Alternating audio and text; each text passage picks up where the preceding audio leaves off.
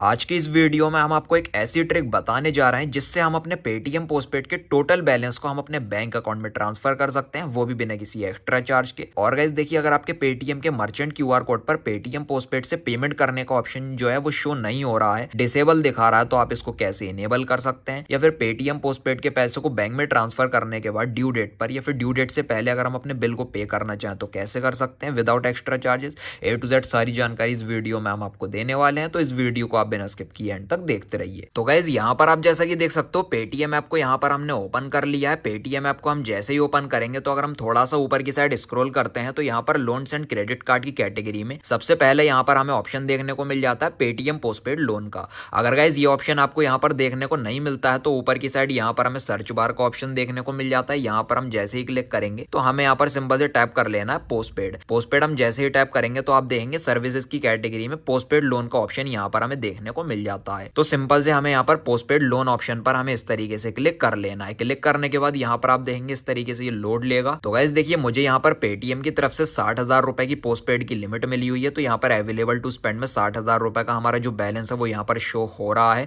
और गाइस देखिए, यहाँ पर मैं आपको बता दूं, मुझे यहाँ पर पेटीएम पोस्टपेड की तरफ से डीलाइट लिमिट मिली हुई है। पेटीएम की तरफ से हमें 3 तरीके की लिमिट्स मिलती हैं, Paytm postpaid lite, Paytm postpaid mini और Paytm postpaid delight. Paytm postpaid lite और मिनी लिमिट को हम जितना भी यूज करते हैं तो उसके ऊपर 1 से 3% तक की कन्वीनियंस फीस लगती है हमारे यूटिलाइज्ड अमाउंट पर। लेकिन जो डीलाइट लिमिट होती है वो बिल्कुल फ्री ऑफ कॉस्ट लिमिट होती है। इसको हम जितना मर्जी यूज करें, कन्वीनियंस फीस यहाँ पर 0% लिखा हुआ है, तो कोई भी किसी तरीके का चार्ज यहाँ पर एक्स्ट्रा चार्ज नहीं लगता है हमारे यूटिलाइज्ड अमाउंट पर। इसको हम बिल्कुल फ्री ऑफ कॉस्ट यूज कर सकते हैं, या बैंक में ट्रांसफर करना चाहें तो बैंक में भी ट्रांसफर कर सकते हैं। तो गाइस चलिए अब हम आपको वो ट्रिक के बारे में बता देते हैं जिससे हम अपने पेटीएम पोस्टपेड के सारे पैसे को हम अपने बैंक अकाउंट में ट्रांसफर कर सकते हैं। तो गाइस देखिए, पेटीएम पोस्टपेड के पैसे को अपने बैंक अकाउंट में ट्रांसफर करने के लिए हमें यहाँ पर अपने पेटीएम के मर्चेंट क्यूआर कोड की जरूरत हमें पड़ने वाली है। ये पेटीएम का मर्चेंट क्यूआर कोड हम घर बैठे बैठे कैसे बना सकते हैं, इस टॉपिक के ऊपर हम ऑलरेडी वीडियो बना चुके हैं। डिस्क्रिप्शन में आपको वीडियो का लिंक मिल जाएगा, उस वीडियो को देखने के बाद इस क्यूआर कोड को आप घर बैठे बैठे क्रिएट कर सकते हैं।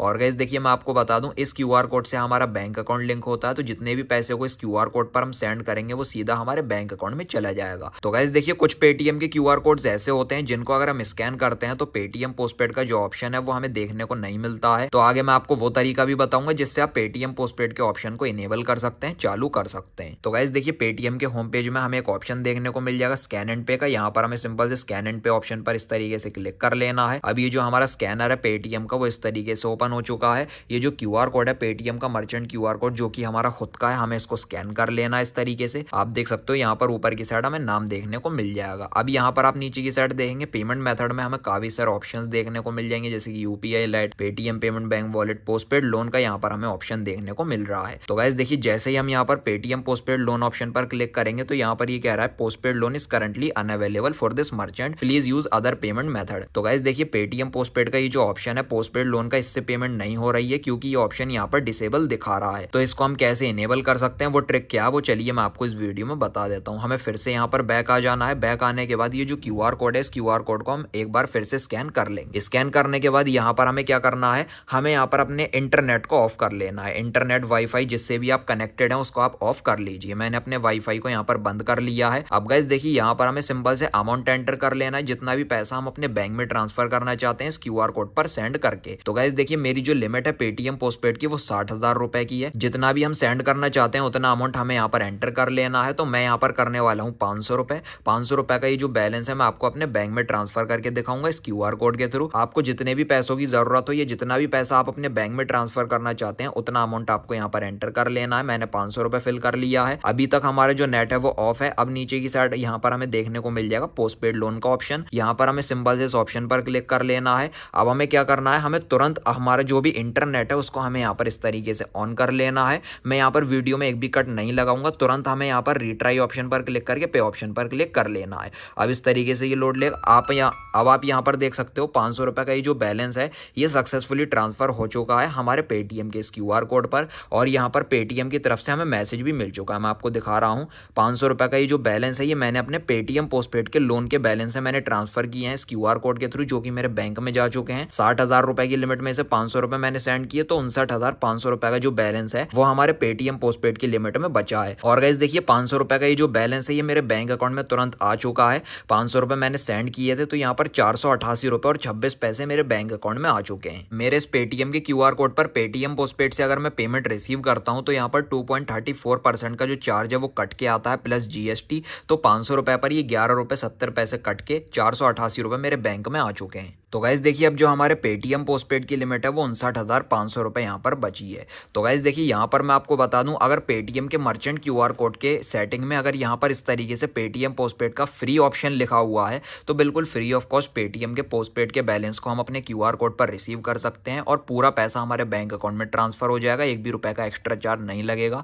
इनकेस अगर फ्री लिखा हुआ है तो अगर चार्ज शो हो रहा है तो चार्ज लगेगा, लेकिन काफी सारे क्यूआर कोड्स ऐसे होते हैं जिस पर free of cost Paytm postpaid का पैसा रिसीव होता है और वो बैंक में चला जाता है। तो अगर आपके भी क्यूआर कोड पर इस तरीके से फ्री लिखा हुआ है तो आप अपने पैसे को फ्री ऑफ कॉस्ट बैंक में ट्रांसफर कर सकते हैं। तो गाइस देखिए अब काफी सारे व्यूअर्स मेरे से कमेंट सेक्शन में ये सवाल कर रहे हैं कि अगर हम अपने पेटीएम ऐप से किसी भी पेटीएम के क्यूआर कोड को अगर हम स्कैन कर रहे हैं तो पोस्टपेड से पेमेंट करने का ऑप्शन हमें देखने को नहीं मिल रहा है, वो ऑप्शन शो ही नहीं हो रहा है। तो गाइस देखिए मैं आपको बता दूं, काफी सारे दुकानदार क्या करते हैं, पेटीएम पोस्टपेड के ऑप्शन को बंद कर लेते हैं अपने क्यूआर कोड पर पेमेंट रिसीव करने के लिए, क्योंकि पेटीएम पोस्टपेड के क्यूआर कोड से अगर कोई भी कस्टमर उन्हें पैसे सेंड करता है तो उनके पेटीएम मर्चेंट में चार्ज लग जाता है। इस वजह से वो अपने पेटीएम पोस्टपेड के ऑप्शन को बंद कर लेते हैं। पेटीएम के बिजनेस अकाउंट में ही हमें ऑप्शन देखने को मिल जाता है Paytm postpaid enable and disable करने का। तो इस टॉपिक के ऊपर हम ऑलरेडी वीडियो बना चुके हैं, डिस्क्रिप्शन में आपको वीडियो का लिंक मिल जाएगा। उस वीडियो को देखने के बाद पेटीएम पोस्टपेड के ऑप्शन को आप अपने मर्चेंट क्यूआर कोड पर इनेबल कर सकते हैं। उसके बाद आपको पोस्टपेड लोन का ऑप्शन देखने को मिल जाएगा, उसको आप अपने बैंक में ट्रांसफर कर सकते हैं क्यूआर कोड पर सेंड करके। तो गाइस देखिए अब ये जो 500 रुपए का बैलेंस मैंने अपने बैंक में ट्रांसफर किया है, इसका जो बिल जनरेट होगा वो 1 तारीख को होगा और महीने की 7 तारीख तक हमें अपने टोटल ड्यू बैलेंस को हमें पे करना होता है। अगर हम अपने ड्यू बैलेंस को ड्यू डेट पर पे नहीं करते हैं तो पेनल्टी लग जाती है। तो इससे बचने के लिए हमें अपने ड्यू डेट से पहले ही बिल को पे कर देना चाहिए। तो आप अपने पेटीएम पोस्टपेड के ड्यू बैलेंस को ड्यू डेट तक या फिर ड्यू डेट से पहले कैसे पे कर सकते हैं,